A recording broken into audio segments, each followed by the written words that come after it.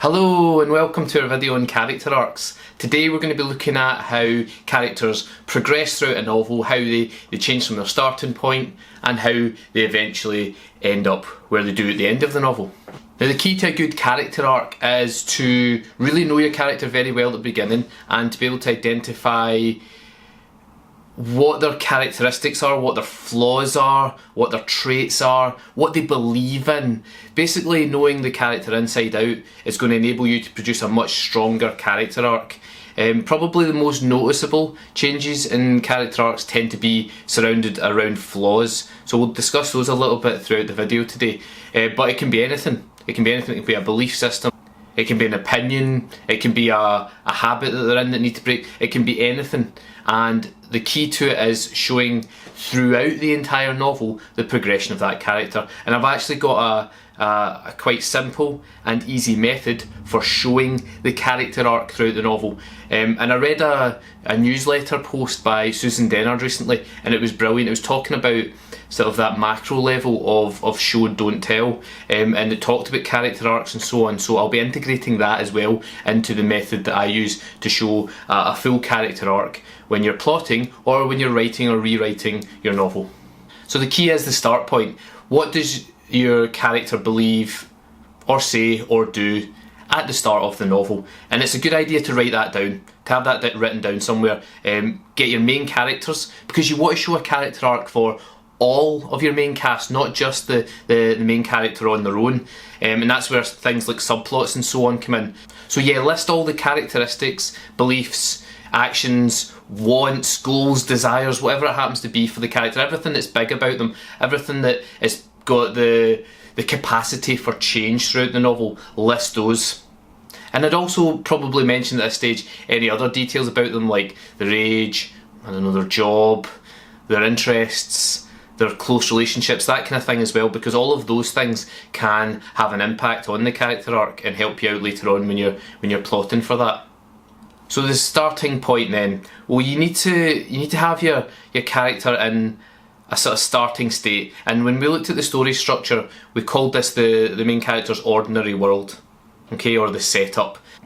It's how they are at the start of the novel, and it's going to be our yardstick, our measurement, our baseline to determine how they're going to progress throughout the novel. Because obviously if your main character is exactly the same at the end of the novel as they were at the start, your character's probably not been challenged enough throughout the novel through the obstacles that you presented them with. So if we look at a very well-known example of a starting state of a character, we'll look at someone like Harry Potter, who almost everyone has heard of, except actually some of my writing friends who really need to read that book. So Harry starts off being hated for his magic. His aunt and uncle and cousin want to suppress that and hide that as much as possible. He is bullied by his cousin. He has quite a miserable existence living under the stairs. And we see actually a scene where he is playing with his toy soldiers underneath the stairs. He's escaping to fantastical worlds even within his confinement there, which is interesting. And he is basically hated by that entire family because of, not necessarily who he is, but because of what he represents, which is in total conflict to the beliefs of the Dursleys. So how are we going to change Harry? Well, or any character? Well, what we need to do is we need to have a series of events which show the change in the character and force them to slightly change from how they are at the start to how they'll be at the end. Now it's not about telling the reader how they're changing, so putting up an obstacle and then saying, oh, and Harry is now knows he's a wizard, so he's now happy. It's not about that, it's more about showing it through the action. Now, J.K. Rowling obviously produced that wonderful scene where they're on the island and Hagrid finally tracks them down and tells Harry that he's a wizard and so forth.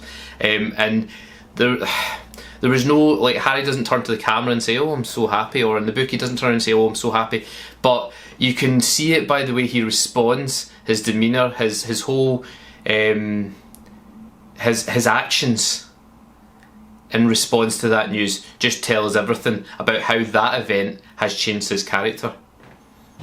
And of course Hagrid also reveals the truth about his parents, which again, you know, huge change in character after that. He goes from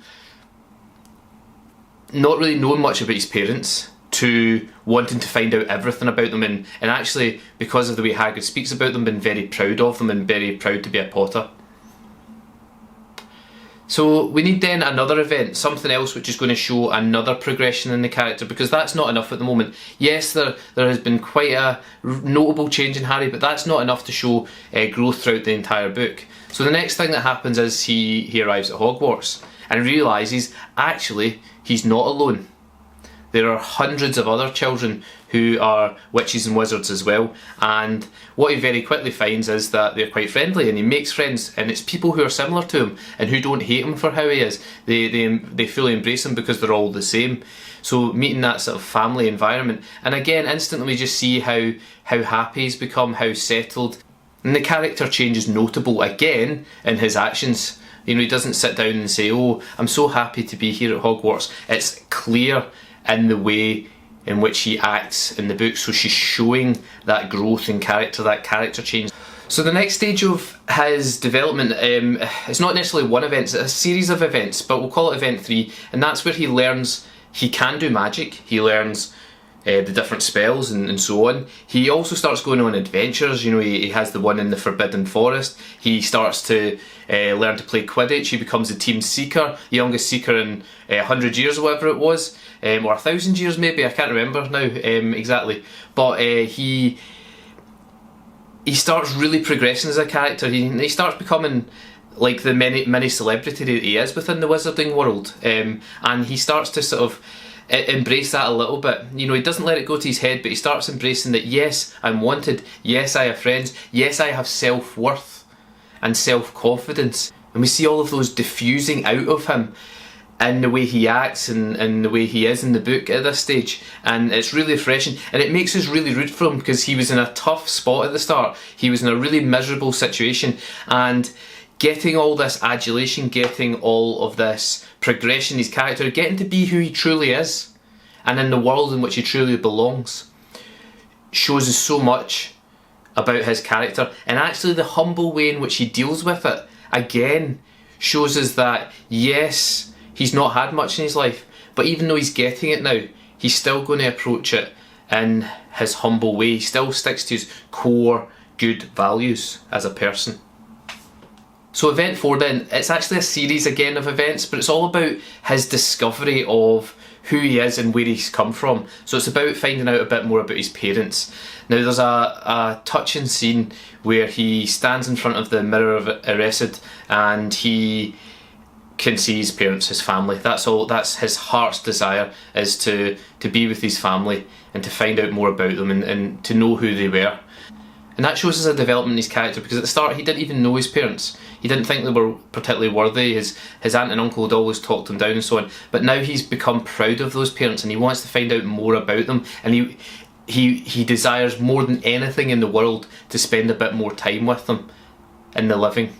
And that actually obviously builds onto, you know, what is a huge character arc for him throughout the whole series, about the lack of a parent figure and his desire to have that. And obviously it leads into how the novel ends and so on. No spoilers, but yeah, it's a powerful desire, that, and it's a powerful change in his character as well. It's one which really gets you to really feel for him, emotionally connect to him, I think, because I think all of us would feel similar in the same situation that Harry's in. And that leads us on to event 5, which is usually the climax event, the final event, which is a measurement or a yardstick of the growth that the character has come through throughout the entire story. So this is where we see a clear indication of the character arc. Have they changed significantly? Well, the Harry at the start of the novel clearly could not have taken on all of the obstacles that guard the Philosopher's Stone. The Harry at the start of the novel clearly could not have defeated Quirrell.